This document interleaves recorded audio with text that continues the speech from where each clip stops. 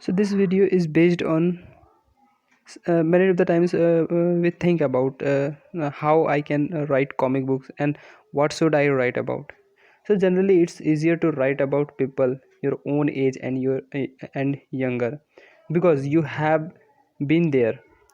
This doesn't mean that if you are a teenager you must only write about teenage things. However, you would have an advantage if you approached your subject from an angle that's familiar to you.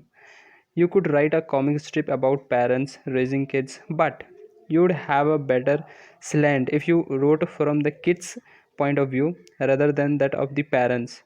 You can also write about anything with which you are obsessed. Yeah.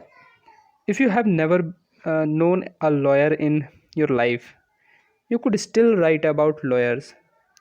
If you have watched just about every courtroom drama on television, you could write about sports even if you are the spitting image of the Pillsbury dog boy. As long as you sit in front of the tube all weekends watching other people sweat. Here are a few other subjects ideas here you can see.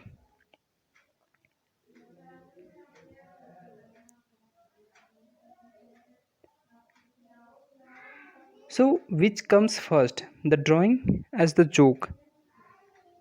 The joke you thought it would be more complicated than that. Sorry, it's the joke. You were hoping maybe that it was the drawing. Nope. The joke always comes first. It's not possible to craft a funny joke based on a few randomly drawn panel. The artist wouldn't have a single visual idea until the writer comes up with the premise for the joke.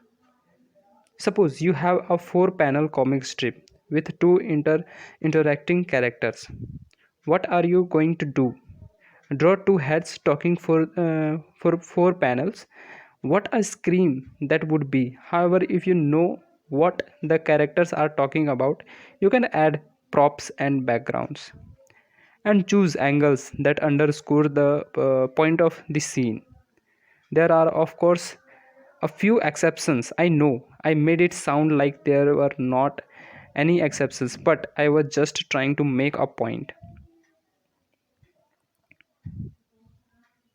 Single panel strips, especially weird ones, can be inspired by a funny image. Sometimes a funny image can inspire an idea for a multiple panel gag, but the multiple panel gag must still be written out panel by panel before the actual art is drawn. So basically the from script to script, a cartoonist and gag writers often allow an idea to percolate in their heads. Then once it's ready they jot it down on a pad. The next step is to lay the joke out panel by panel for the artist to illustrate. Even if you are both the writer and artist for your strip, it's a good idea to lay everything out. You might find, for example, that a speech balloon in panel 2 works better in panel 3. It's also extremely important to make interesting cuts between panels, and this may and entail choosing different backgrounds location. And be sure that you also think in terms of who is on panel and who is off panel in the strip. You don't need to show everyone all the time, right? So next comes the panel by panel description. For this you script the joke out as you invention it panel by panel, being careful not to crowd too much dialogue into any one panel.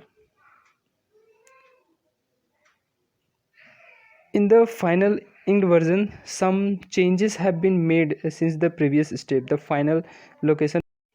So that's for the today's guys. See you in the next video. Till then, bye. Thank you.